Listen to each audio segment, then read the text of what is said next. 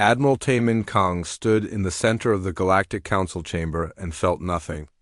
Around him, the representatives of 45 alien species sat in their designated seats, arranged in a massive circle that reached up toward the domed ceiling.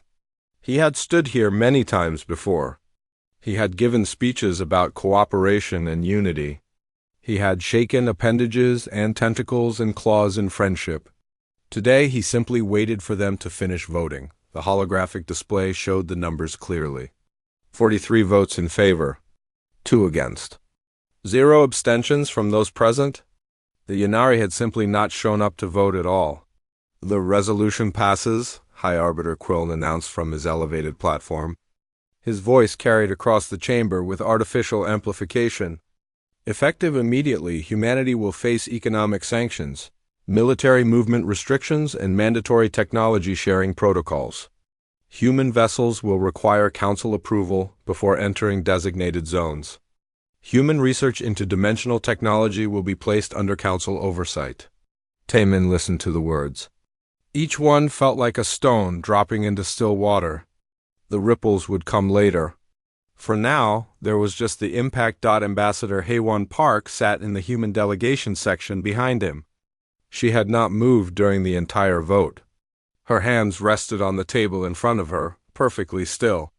She had spent 20 years negotiating treaties and trade agreements. She had helped write half the laws that govern council space. Now she watched those same species she had worked with vote to restrict her people. Counselor Vreth of the Arcasians stepped forward to speak. His species looked vaguely reptilian with scaled skin and large eyes.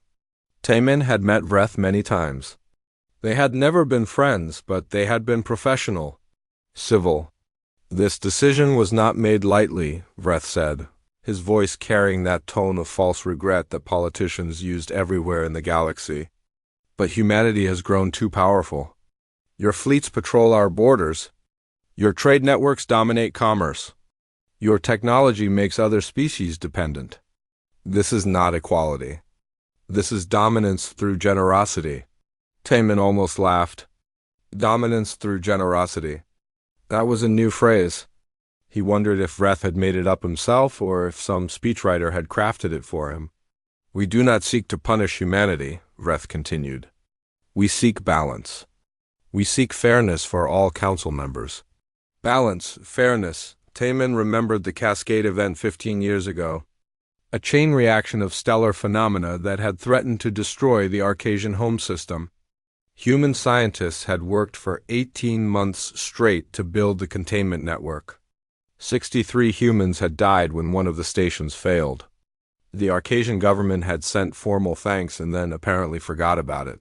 Commander Jin-Woo Lee watched from the observation deck above.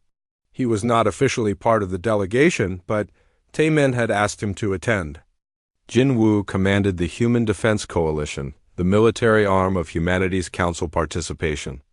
His fleets guarded borders. His soldiers fought pirates.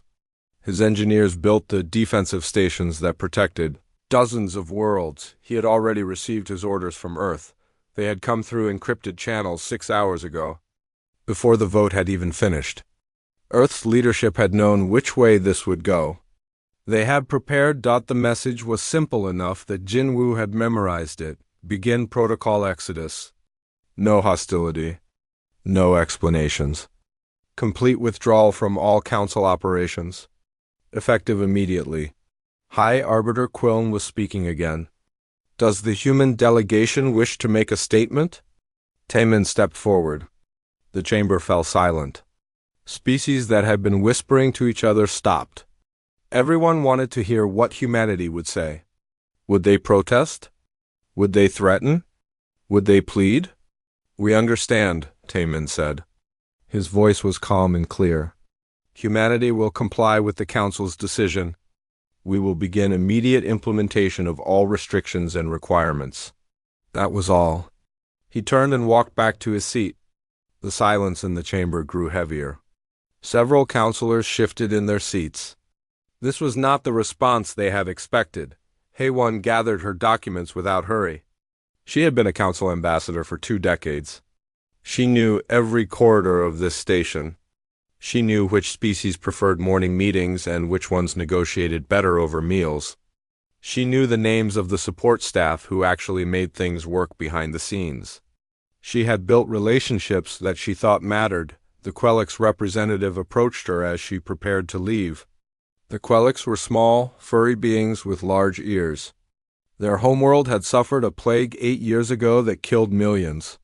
Human medical teams had worked for 3 years to develop a cure. They had shared it freely with no expectation of payment. "Ambassador Park," the Quelix said quietly, "I apologize. My government insisted I vote with the majority. I hope you understand it was not personal." Hey, one looked at the small alien. She had worked with him on the medical exchange treaty. They had spent hours in negotiation, finding compromises that worked for everyone. She had thought they were friends. "I understand perfectly," she said. Her voice was pleasant and professional. "It was not personal. It was political. That makes it so much better." The Quelix flinched at her tone. Hey, one walked past him without another word. In his private office, Jin Wu began sending coded messages to human commanders across council space. The orders were specific. Every human military vessel was to withdraw to human territory. Every defensive station was to be abandoned in an orderly fashion. Every joint military operation was to be concluded and terminated. No explanations were to be given. No questions were to be answered. The humans who staffed those positions would ask why. They had friends among the alien species. They had built trust through shared hardship. Jinwoo knew this would hurt many of them more than the council vote had hurt him, but orders were orders. And Earth had made its decision. Dr. Yunji Song received her instructions while working in the Aurora research station at the edge of council space. She read the message 3 times to make sure she understood. Her team of 40 human scientists was to pack up all research materials, erase all shared databases, and evacuate within 72 hours. Aurora Station monitored dimensional anomalies that threatened 3 nearby systems. Human technology kept those anomalies contained. Without that technology, those systems would be in danger. She looked out the window at the swirling purple energy of the nearest anomaly. It was beautiful in a terrifying way. Deadly if left uncontrolled. That was no longer humanity's problem. Taemin returned to the human embassy that evening. The building sat in the diplomatic quarter of Nexus Prime, surrounded by the embassies of other species. He had walked these halls for 7 years. His office overlooked a garden that combined plants from a dozen worlds. He had always thought it represented what the council could be at its best. His personal assistant, a young human woman named Mireille, was waiting with reports. She had been crying. He could see the redness around her eyes, even though she tried to hide it. "Sir, the Yanari ambassador sent a personal message. He says he did not vote because he could not support the resolution. He wanted you to know that his people remember what humanity did for them." Taemin nodded. The Yanari had been humanity's closest allies. During the contested rim conflicts, Yanari and human soldiers had fought side by side, but the Yanari had not voted against the sanctions either. They had simply stayed away. "Send a polite acknowledgement," Taemin said. "Standard diplomatic courtesy. Nothing more." He sat at his desk and opened a bottle of whiskey that had come from Earth. It was expensive to ship alcohol across space, but some traditions were worth maintaining. He poured himself a glass and looked out at the garden. 43 species had voted to restrict humanity. 43 governments had decided that human help was actually human interference. That human protection was actually human dominance. That human generosity was actually human manipulation. Very well. Humanity would give them exactly what they voted for. A galaxy without human interference. Without human protection. Without human generosity, they would learn soon enough what they had lost. But by then, humanity would already be gone. Dr. Yunji Song supervised the packing of Laboratory 7 with careful attention to detail. Every piece of equipment was cataloged. Every sample was sealed in proper containers. Every data crystal was wiped clean of shared research. Her team worked in silence. their faces showing different degrees of confusion and anger. Dr. Song, one of her junior researchers asked, "What about the dimensional containment field? We can't just pack that up. It's built into the station." Eunji did not look up from her checklist. "We are taking our portable equipment only. The containment field stays, but without maintenance it will fail in 6 months. Maybe less. The anomaly will destabilize." "That is correct." The young researcher stared at her. "Doctor, that anomaly will consume the Helix colony if it breaks containment. 2 billion people live there." Eunji finally looked at him. Her expression was calm but firm. "The Council has made its decision about human presence in their space. We are complying. The Helix colony is not our responsibility anymore." She returned to her checklist. Behind her, she heard the researcher whisper to his colleague. They did not understand yet. They still thought this was temporary, that someone would realize the mistake and call the humans back, that apologies would be made and everything would return to normal.eu. Eunji knew better. She had watched the vote. She had seen which species raised their appendages in favor of sanctions. The Helix were among them. Captain Sangwoo Choi received the withdrawal order while his fleet was on routine patrol of Sector 7 for 30 years. Human ships had guarded this region against pirate raids and territorial disputes. His crews knew every asteroid field and navigation hazard. They had relationships with the local colonies. They had saved lives. "All ships," he broadcast on the fleet channel, "begin withdrawal to human space. Form up at Rally Point Theta. Departure in 6 hours." The responses came back quickly. Confusion, questions. His officers wanted to know why. They wanted to know if this was a drill or a real evacuation. "This is not a drill," Sangwoo said. "Earth has ordered full withdrawal from Council space. We are going home." His communications officer, a woman named Yujin, turned to him with worry on her face. "Captain, the mining colonies in this sector depend on our protection. The pirates will attack as soon as we leave." "The mining colonies voted for sanctions against us," Sangwoo replied. "They made their choice. We are making ours." Yujin looked like she wanted to argue, but she knew her captain. She returned to her station and began coordinating the fleet withdrawal. Sangwoo pulled up the star chart of Sector 7. He had protected these systems for a decade. He knew every settlement and every trade route. The colonists had always been friendly enough. They invited human crews to their festivals. They traded local goods. But when the vote came, their governments had voted to restrict human military movements. They wanted the protection without acknowledging who provided it. That was no longer possible. Merchant Kiho Nam was in the middle of delivering medical supplies to a remote station when the recall order arrived. He stared at his screen in disbelief. All human trade vessels were to return to human space immediately. All contracts were to be terminated. All deliveries were to be canceled. "But I have 3 more stops," he said to his empty cargo hold. "I have contracts." His AI assistant displayed the official response. "All civilian vessels are required to comply with military withdrawal protocols. Contracts are void due to Council Resolution 77-3-1." Kiho sat back in his chair. He had been running this trade route for 15 years. He knew the station masters by name. He brought them supplies they could not get anywhere else. Human goods were valued throughout Council space, because humans made things that lasted and worked efficiently. Now he was supposed to just turn around and leave. Let the stations go without their supplies. Let the contracts break. He set course for human space. What else could he do? Ambassador Hae-won Park walked through the human embassy one last time.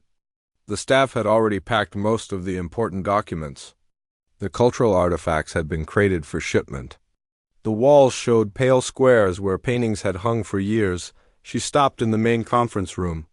This was where she had negotiated the Treaty of Shared Resources, where she had worked out the details of the medical exchange program, where she had spent countless hours building bridges between humanity and the Council species. All of that work was ending. Not with war or disaster, but with a simple vote.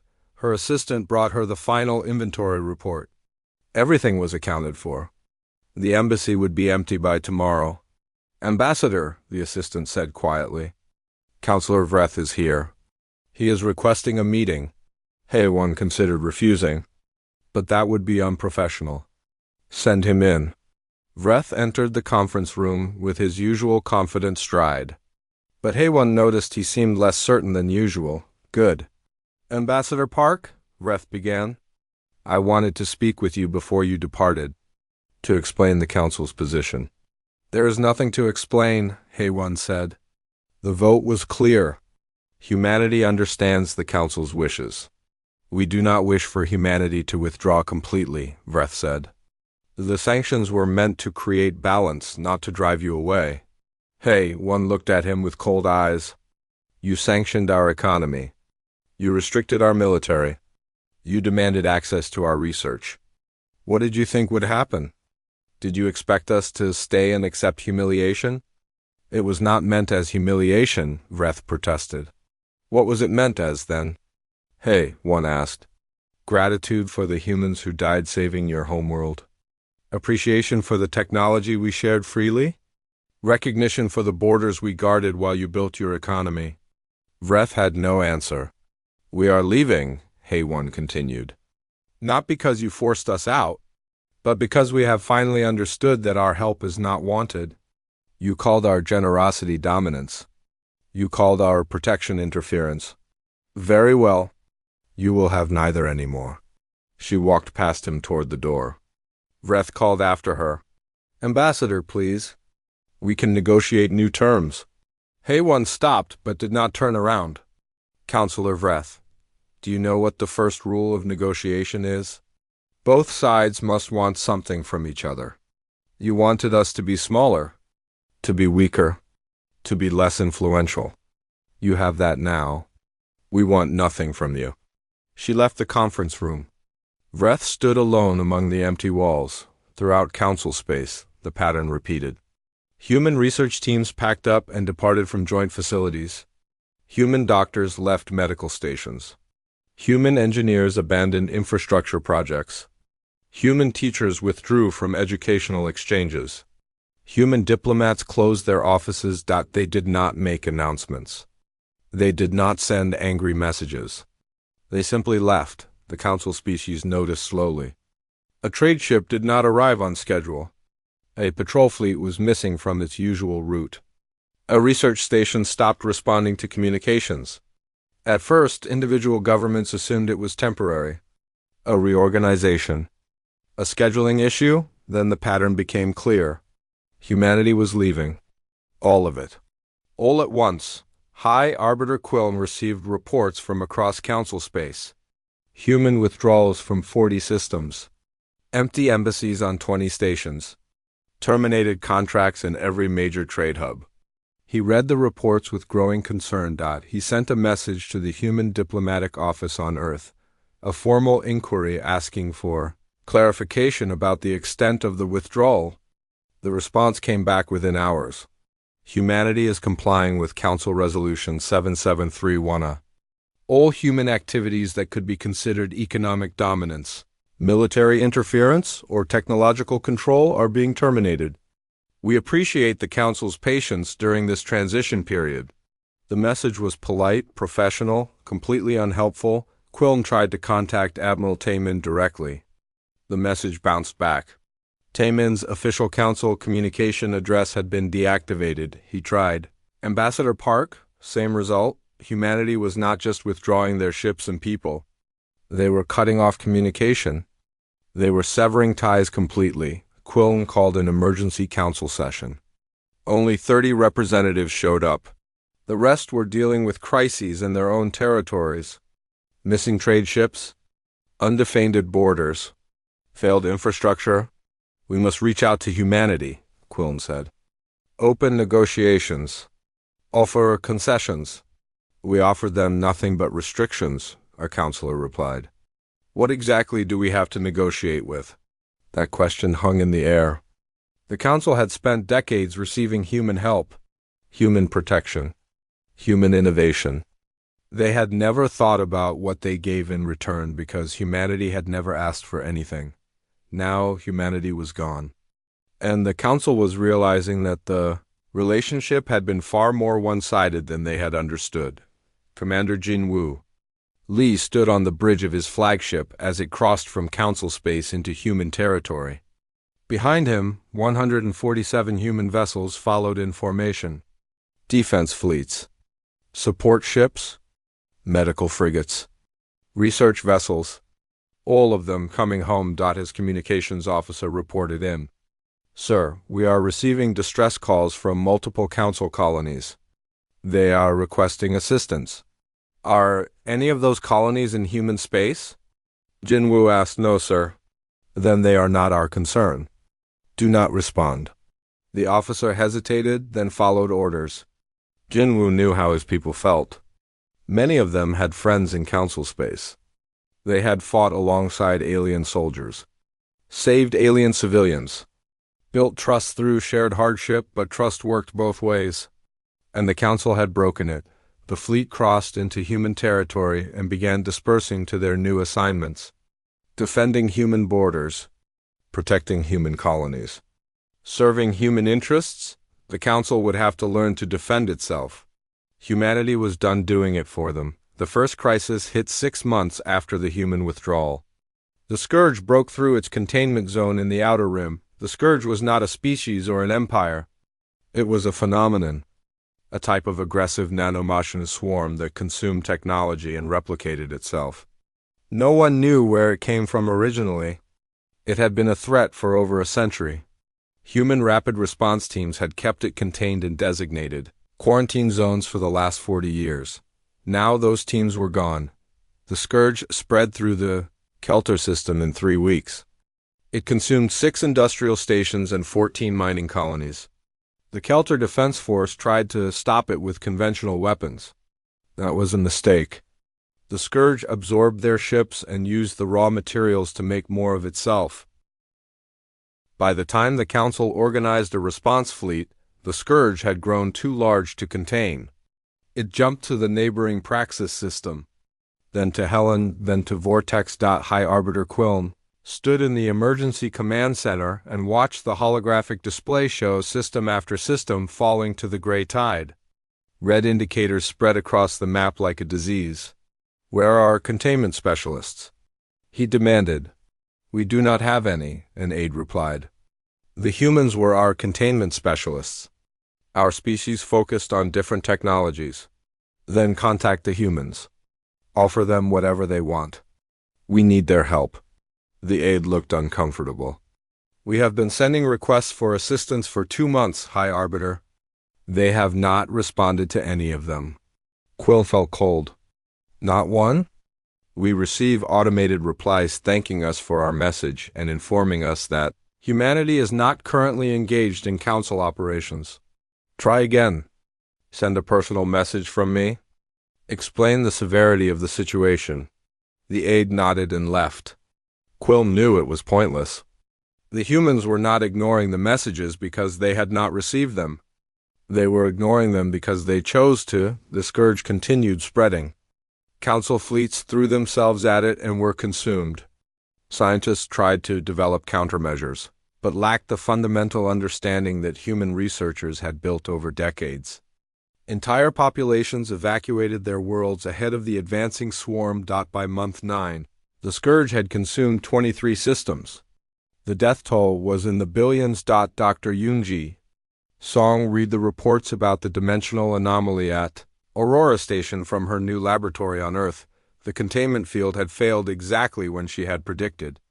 The anomaly had destabilized and was growing. The Helix colony had 6 months before the anomaly reached their system. Maybe less. They had sent desperate messages to every human scientific institution. They offered money. They offered resources. They offered formal apologies for their government's vote. Yunji deleted the messages without responding. She had new projects now. Human projects. Research that would benefit human colonies and human interests. The Helix had made their choice. Now they could live with it. Her assistant, a young researcher named Dong Hyan, brought her the latest data on their current project. He glanced at her screen and saw the deleted messages. Doctor, the Helix colony has children. Civilians who had nothing to do with the council vote. Unji looked at him calmly. So did the human colonies that were attacked during the contested rim conflicts. We sent our soldiers to die protecting council species. Did they remember that when they voted to sanction us? Donghien had no answer. He was too young to have lived through the withdrawal. He only knew the stories. We cannot save everyone, Yunji continued.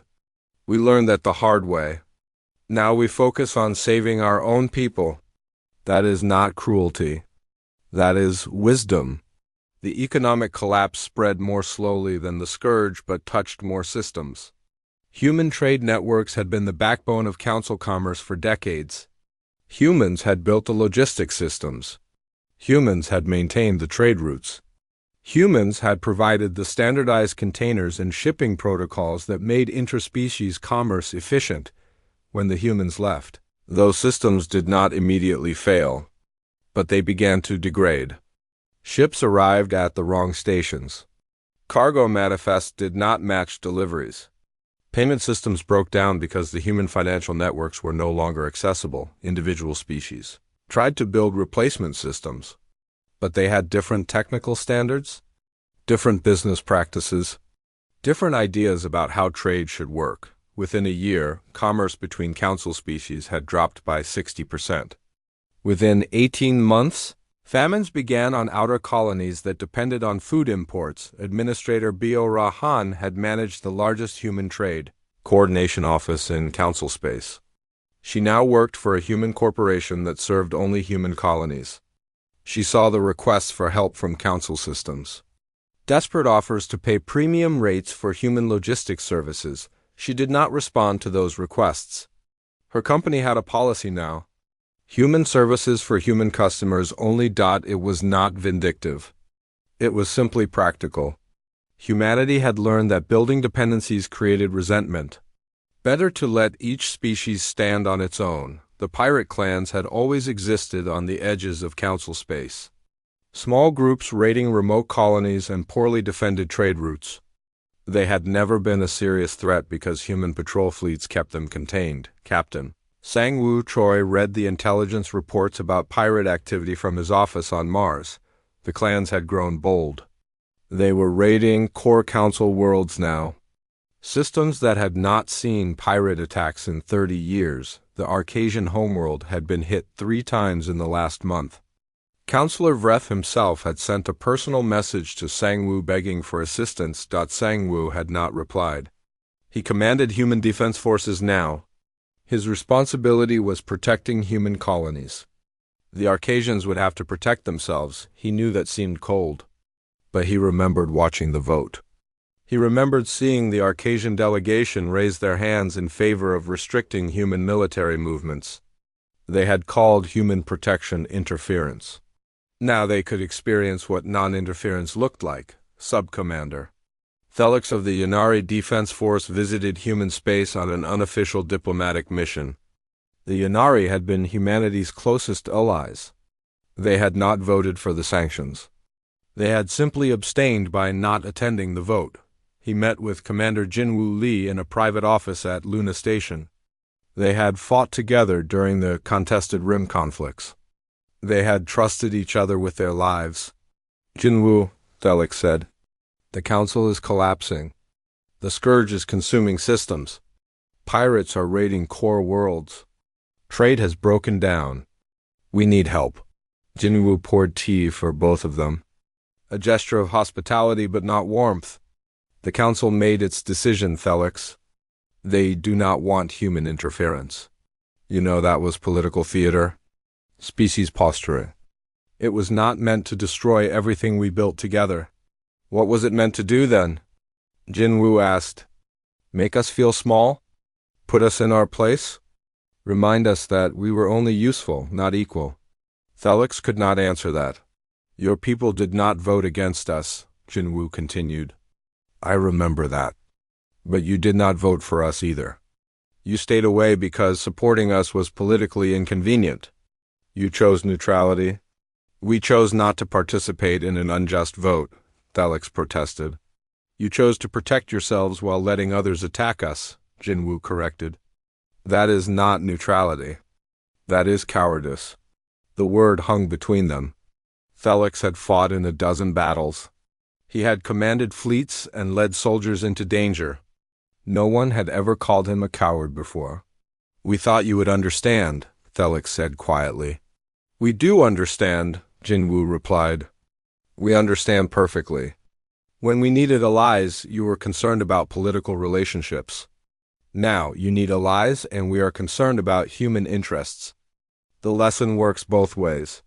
Thelix left Luna Station without an agreement. He sent his report back to the Yanari government. Humanity would not be returning to help the Council. They should prepare for a galaxy where each species stood alone. High Arbiter Quiln sent his 4th personal message to Earth. He had long since given up on pride. The Council was in genuine crisis. Species were withdrawing from the Alliance. Governments were collapsing. Millions were dying. We made a mistake, his message said. We punished you for helping us. We blamed you for being competent. We were wrong. I am formally apologizing on behalf of the Galactic Council. Please, we need your help. The response came back within an hour. It was not automated this time. It came from Ambassador Haewon Park herself. High Arbiter Quiln, your apology is noted and acknowledged. However, humanity has moved beyond the Council. We have rebuilt our society around independence and self-sufficiency. We are not interested in returning to old patterns. We wish the Council well in addressing its current challenges. May you find the strength within yourselves that you refuse to see in us. That was all. Polite, formal, utterly final. Quiln read the message 3 times. Then he sat in his empty office and understood what had been lost. Not just human ships or human technology, but the will to help, the generosity of spirit, the patience to keep giving when nothing was given in return. Humanity had not run out of ability to help the Council. They had run out of reasons to care. 3 years after the withdrawal, the Galactic Council held an emergency summit. Only 28 species sent representatives. 17 had withdrawn from the Alliance entirely. Their governments had collapsed or retreated into isolation. The chamber that once held 45 proud species now felt empty and cold. The delegates who remained looked tired and beaten. Councillor Vreth stood trial before the remaining council members. He was charged with leading the council to ruin through his anti-human policies. His defense was simple. How were we to know they were holding everything together? He shouted. They never told us. They never asked for recognition. They just quietly did the work and expected nothing in return. How could we know what we had until it was gone? The young prosecutor, Merrickx, responded coldly. They told you with every ship they sent to your borders. They told you with every life they risked for your protection. They told you with every piece of technology. They shared freely. You simply did not listen because you did not want to hear. Vreth was found guilty, but it changed nothing. The damage was done. The Council had lost its greatest supporter and had no way to recover. The Galactic Council chamber had never felt so empty. Ambassador Du Yunxin walked through the corridors and counted the closed embassy offices. 19 species had maintained permanent embassies here 5 years ago.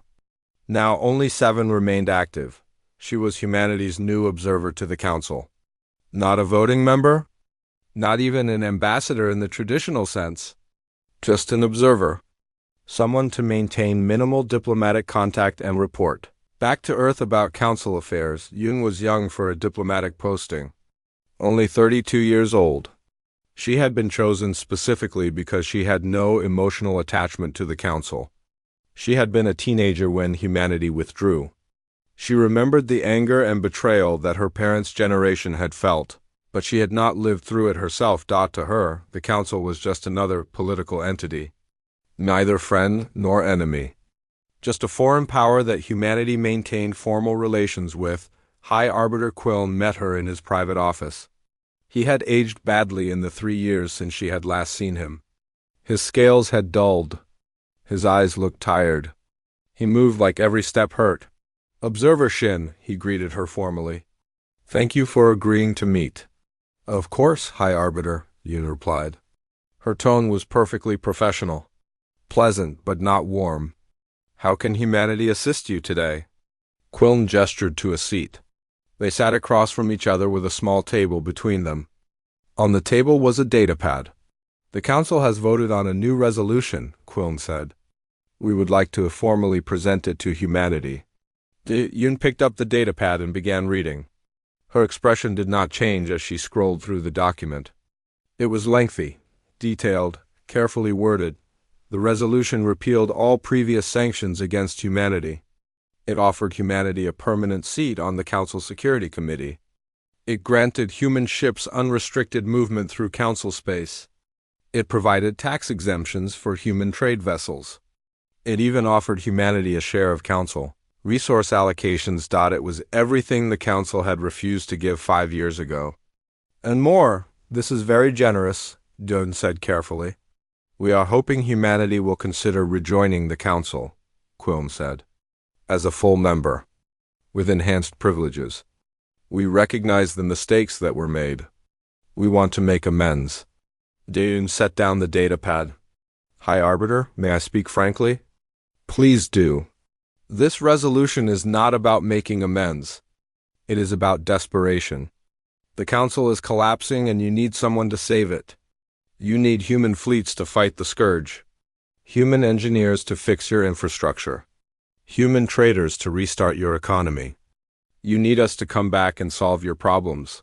Quillen did not deny it. "Is that so wrong?" "We made mistakes. We are willing to admit that. We are offering you everything we should have offered before. Why is that not enough?" Yoon considered her words carefully. She was here to maintain diplomatic relations, not to burn bridges. But she also had to be honest. "Because you are offering us privileges now that you denied us when we asked for nothing but respect. You are giving us special status now that you refused us when we only wanted to be equal partners. This resolution is not about recognizing our value. It is about buying our services. Then what would be enough?" Quillen asked. There was real pain in his voice. "What do we need to do to bring humanity back?" Yoon looked at the aging Arbiter and felt something almost like pity, but not quite. "You cannot bring us back, High Arbiter. That is what you do not understand. Humanity has moved on. We have built our own systems, our own alliances, our own future. We do not need the Council anymore. And we do not trust you anymore." "Trust can be rebuilt?" Quillen insisted. "Can it?" Yoon asked. "When you needed us, you restricted us. When we were strong, you called it dominance. When we were generous, you called it manipulation. When we helped, you called it interference. Now you are weak and you want us back. What happens when you are strong again? Will you vote to restrict us again? Will you decide we are too influential again?" Quillen had no answer. They both knew the truth. The Council had not changed its nature. It had only changed its circumstances. "I will present this resolution to Earth," Yoon said. "But I will also recommend that we decline. Humanity's position is clear. We maintain diplomatic relations with the Council. We will engage in limited trade on a case-by-case basis. But we will not rejoin as active members.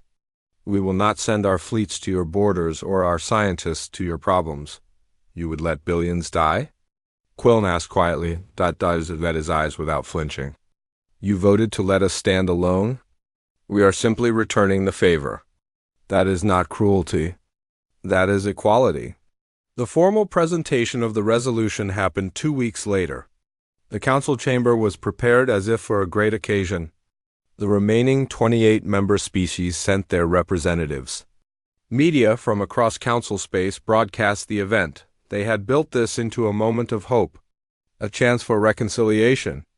The human observer would receive the Council's generous offer and humanity would return. Everything would go back to normal. Yoon stood at the center of the chamber in her simple gray diplomatic uniform. She held the datapad with the resolution in one hand. With her other hand, she held a sealed message from Earth. High Arbiter Quilm made the formal presentation. He spoke about mistakes and learning, about new beginnings and mutual respect, about the value of human contributions and the Council's desire to properly recognize them. It was a good speech. Political but sincere. Quilm was trying his best to save what was left of the alliance he had led for 20 years. When he finished, Dayun stepped forward. The chamber fell silent. Every species waited to hear humanity's response. Observer Shin, Quilm said formally. On behalf of the Galactic Council, we present this resolution to humanity. We hope for a positive response that will begin a new era of cooperation. Dai-Yun broke the seal on the message from Earth. She had not read it before this moment. Earth had sent it directly to be opened during the ceremony. She read it silently first. Then she read it aloud. To the Galactic Council. Humanity acknowledges receipt of Resolution 8124. We appreciate the Council's revised position regarding human participation in Council affairs. However, after careful consideration by the elected representatives of Earth, Mars, Luna, and all human colonial governments, we must respectfully decline. A murmur went through the chamber. Dayun continued reading. Humanity has restructured our society around independence and self-reliance over the past 5 years. We have developed new trade networks, defense arrangements, and scientific partnerships that serve human interests. We have learned to stand alone. We have learned that our value is not determined by others' recognition of it. The murmuring grew louder. Dayun raised her voice slightly. We will maintain formal diplomatic relations with the Council. We will engage in trade where mutually beneficial. But we will not rejoin as active members. We will not send our fleets to defend Council borders. We will not deploy our scientists to address Council emergencies. We will not share our advanced technology with Council species. Quilm stood frozen on his platform. This was worse than a simple no. This was a complete rejection of the entire relationship. Dune read the final paragraph. The Council voted to restrict human participation when we asked for nothing but partnership. You sought to limit our influence when we used it only to help. You punished us for being effective. We are simply giving you what you originally voted for. A galaxy where humanity is not involved in Council affairs. We wish you strength in the challenges ahead. May you find within yourselves the capabilities you refuse to acknowledge in us. She lowered the datapad. The chamber erupted. Species shouting at each other. Accusations flying. Some blamed humanity for abandoning them. Others blamed the species who had voted for the original sanctions. Councillor Vreth, recently released from detention after his trial, stood and shouted across the chamber. This is revenge. Pure revenge. They are punishing us for one political mistake. Dayun looked at him with cold eyes. Councillor Vreth, humanity is not punishing you. We are leaving you alone? That is what you wanted. You called our presence dominance. You have your wish now. We are absent. This is not revenge. This is respect for your clearly stated desires. You could save billions of lives. Another councillor shouted. So could you? Dayun replied. You have your own fleets, your own scientists, your own resources. You relied on humanity because it was convenient, because we did the hard work while you took the credit. That arrangement is over. You must save yourselves now. Is there nothing we can offer? Quilm asked. His voice was barely above a whisper, but in the sudden silence everyone heard it. No price we can pay? No apology we can make? Dayun looked at the old arbiter. She had been briefed on everything he had tried. The personal messages, the desperate pleas, the increasingly generous offers. Earth had rejected them all. High Arbiter, you can offer us the one thing we asked for originally.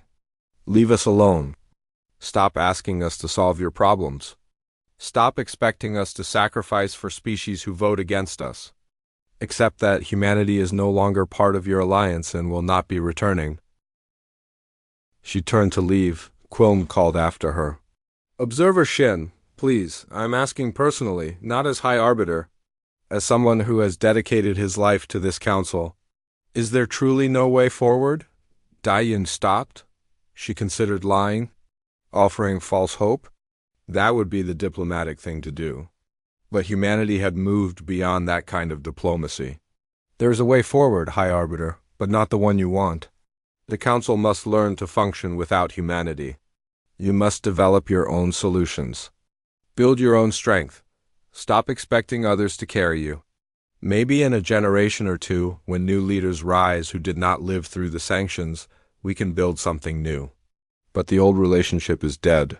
You killed it when you voted to restrict us. We buried it when we left. It is not coming back. She walked out of the chamber. Behind her, the council dissolved into chaos. Species blaming each other. Governments threatening to withdraw. The fragile alliance that remained cracking under the weight of its own failures. Diane felt nothing watching it fall apart. She had been taught in school about the old days of human council cooperation. Her teachers had spoken about it like a cautionary tale, a warning about the dangers of helping those who did not appreciate it. She understood now what her parents' generation had felt. The betrayal, the anger, the final cold decision to walk away, but she also understood that her generation had moved past it. She did not hate the council. She simply did not care about it. The council was irrelevant to human interests. That was somehow worse than hatred. Hatred implied they still mattered. The council would survive or it would not.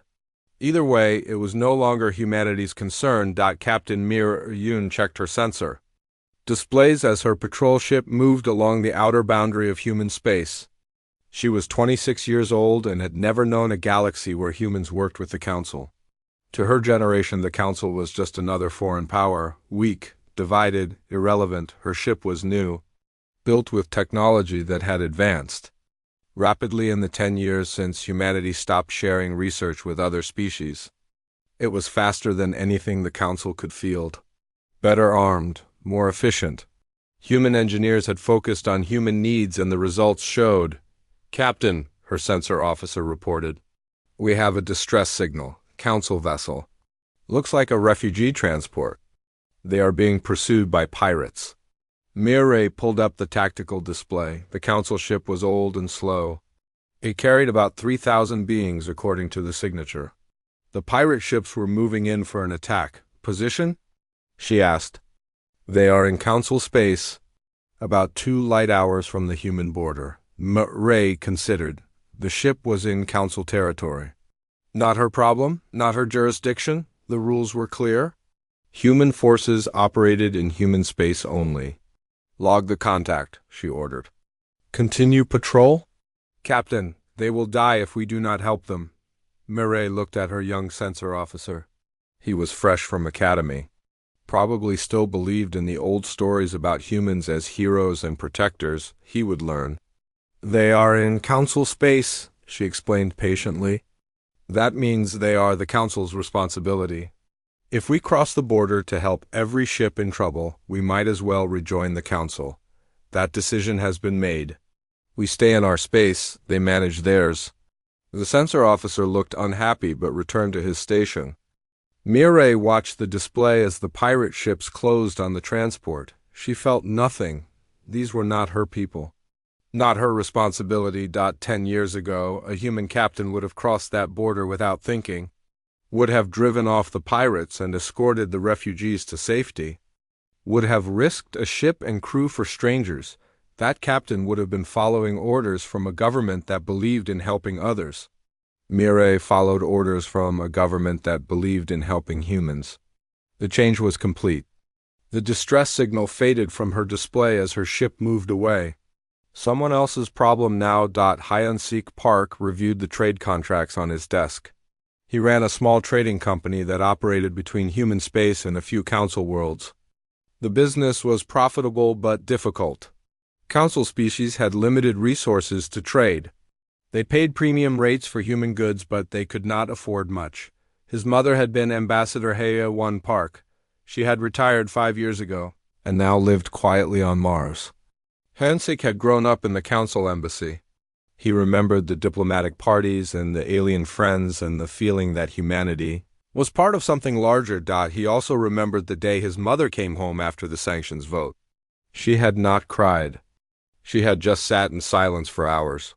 That memory had shaped his view of the council more than any political speech. Now he dealt with council species as customers, nothing more. They paid for goods and services. He delivered what was ordered. No favors, no special treatment. No friendship. A Quelix merchant had sent him a message asking for extended credit terms. The Quelix economy was struggling. Most council economies were struggling. They wanted to buy human food shipments but could not pay immediately. Hyonsik sent back a standard response. Payment on delivery or no deal. He did not care about their economic problems. His business served human interests. If the council species could not afford human goods, they could buy from someone else. Or go without. It was purely transactional. His mother's generation had tried to build relationships. That had ended badly. His generation learned from that mistake. Old Thelix walked slowly through the human commercial station in the Kepler system. He was 83 now in human years. Ancient for his species. He had been granted special permission to visit human space because of his historic service alongside human forces during the contested rim conflicts. He was probably the last Yanari who would receive such permission. The younger generation of humans had no memory of the old alliances. To them, the Yanari were just another council species who had failed to support humanity when it mattered. Thelix had requested a meeting with retired Admiral Taemin Kang. They had agreed to meet in a small tea house that served both human and Yanari preferences. It was one of the few places in human space where aliens were welcomed anymore. Tae-Min arrived exactly on time. He looked older but strong. Retirement had been good to him. He had written 2 books about military history and now taught at the Mars Defense Academy. He shook Thelix's hand with genuine warmth. "My old friend," Taemin said, "it is good to see you." They sat and ordered tea. For a while, they talked about simple things: health, family, the weather on their respective worlds, the easy conversation of old soldiers who had shared danger together. Eventually, the conversation turned to more difficult topics. "The council is fragmenting," Thelix said. "We are down to 18 member species now. The others have withdrawn completely. Some of their governments have collapsed. Billions have died in the chaos." Taemin nodded. "I read the reports. It is tragic." "You could stop it," Thelix said quietly. "Earth could stop it. Send help. Even limited help would make a difference." Taemin set down his teacup. "We are not going to have this conversation, are we? You did not come here to ask me to convince Earth to return to the Council. Did I not?" Thelix asked. "You are too smart for that," Taemin replied. "You know Earth's position. You know it will not change. So why are you really here?" Thelix was quiet for a long moment. Then he sighed. "I am here to say goodbye, I suppose. To the old days, to the old friendship. You and I fought together, bled together, saved each other's lives. But that means nothing to the younger generation.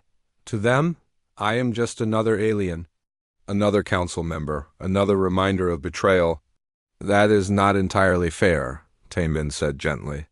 "Is it not? Your Captain Yoon let a refugee ship die last month. It was in all the reports. The ship called for help. Her vessel was close enough to respond. She ignored the call because it was technically in council space. Taemin had read that report too. She followed her orders. Human forces operate in human space. That is the policy." "You would not have ignored that call," Thelix said. 10 years ago, you would have crossed any border to save those people. 10 years ago, I believed that helping others would create friendship and cooperation," Taemin replied. "I was wrong. It created dependency and resentment. The council proved that clearly enough." "Not all of us voted for the sanctions," Thelix protested. "You did not vote against them either," Taemin said. There was no anger in his voice. Just statement of fact. "You abstained. You chose not to choose. That was your decision. You live with the consequences just as we live with ours." They sat in silence. 2 old warriors who had fought for something they thought was bigger than themselves. Now they sat on opposite sides of a divide neither could cross. "Do you regret leaving?" Thelix asked finally. Tay-Min considered the question carefully. Every day I think about the people we could have saved, the systems we could have protected, the crises we could have prevented. But then I remember standing in that council chamber, watching species we had bled for vote to restrict us, seeing the Arcasians, whose entire homeworld we saved, vote to limit our military movements. He paused and looked out the window at the busy station, human ships coming and going, human traders doing business, human families living safe lives. I do not regret leaving, he continued. I regret that it was necessary. I regret that the council could not appreciate what they had until it was gone. But I do not regret putting human welfare first. That is what we should have done from the beginning. So there is no hope, Thelix said. No chance of rebuilding what we had. What we had was built on an imbalance, Tay-Min replied. Humanity gave and gave and gave. The council took and took and took. Then they got angry when they realized how much they depended on us. The relationship was always going to end badly. At least it ended on our terms instead of theirs. Thelix finished his tea. The younger species do not even remember what we had. Mireille's generation looks at the council and sees only weakness. Your Captain Yoon has never known a galaxy where humans and aliens work together as equals. That is probably for the best, Tay-Min said. They do not carry our disappointment. They do not feel betrayed by the council because they never expected anything from the council. They see the galaxy clearly. Different species with different interests. Sometimes those interests align and you cooperate. Sometimes they do not and you compete. But you do not sacrifice your own people for foreigners who will not appreciate it. That is a cold way to see the universe, Thelix observed. It is a realistic way to see the universe, Tay-Min corrected. We tried the idealistic approach. It failed. Now we try the practical approach. Maybe in another generation, when new leaders rise who did not live through the sanctions, humans and council species can build something new. But it will be different from what we had. More equal. More balanced. Less dependent. They walked together to the docking area where Thelix's small ship waited. They shook hands one last time. The handshake of old soldiers. Of shared history. Of respect if not agreement. Goodbye, my friend, Thelix said. Goodbye, Thelix, Tay-Min replied. Be well, protect your people as best you can. Thelix's ship departed an hour later. Tay-Min watched it go from the observation deck. He knew he would probably never see the old Yannari again. That chapter of his life was closing. He returned to his apartment and poured himself a glass of whiskey, the same brand he had drunk the night of the sanctions vote. He sat by the window and watched the orbital traffic. Human ships moved in perfect coordination, the product of decades of focused development. They were beautiful in their efficiency, powerful in their capability, independent in their purpose. A council merchant vessel requested docking permission. The station AI processed the request through the standard foreign vessel protocols. Extra fees, limited access, security restrictions. The message was clear. You are not welcome here, but we will tolerate you for business purposes. 10 years ago, the council ship would have docked freely, would have received the same courtesies as human vessels. Human dock workers would have helped unload cargo. Human merchants would have offered fair trades and sometimes better than fair. Now it was just business. Payment for services? No friendship. No generosity. No trust. Tay-Min did not feel satisfaction watching this. But he did not feel regret either. He felt the quiet certainty that this was how it had to be. The council had made their choice. Humanity had made theirs. Both would live with the consequences. In council space, High Arbiter Quiln sat in his empty office and read the latest reports. Another system had withdrawn from the Alliance. The Scourge had consumed 3 more colonies. Pirate raids had reached the inner systems. Trade had collapsed to 30% of what it had been 10 years ago. The council still existed, barely, 18 species trying to hold together an alliance that was dying. Slowly, some of those species had learned hard lessons. They were developing their own technologies, building their own defense forces, learning to stand without human support. It was painful and expensive, and many died in the process. But they were learning. Others clung to hope that humanity would return, that some crisis would force Earth to send help, that the old relationship could be restored. Quill knew better. He had spoken with Dayun Shin. He had read Earth's formal responses.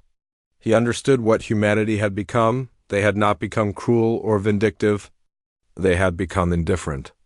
And indifference was far worse than hatred. Hatred meant you still cared enough to feel. Indifference meant you had moved on completely. Humanity had moved on. The galaxy had not Dot in his apartment on Mars. Taemin finished his whiskey and went to bed. Tomorrow he would teach his class at the academy. Young officers who would protect human interests in a galaxy that had proven itself untrustworthy. He would teach them to be strong, to be independent, to help their own people first and foremost. He would teach them the lessons his generation had learned the hard way.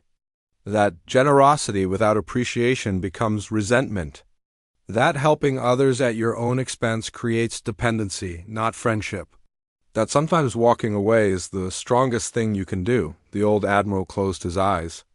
Outside his window, human civilization thrived in its hard-won independence. Inside his memory, the ghosts of old alliances whispered their regrets, but regret changed nothing. The past was dead. The future belonged to those who had learned from it. Humanity had learned. The Council had not. That difference would shape the galaxy for generations to come.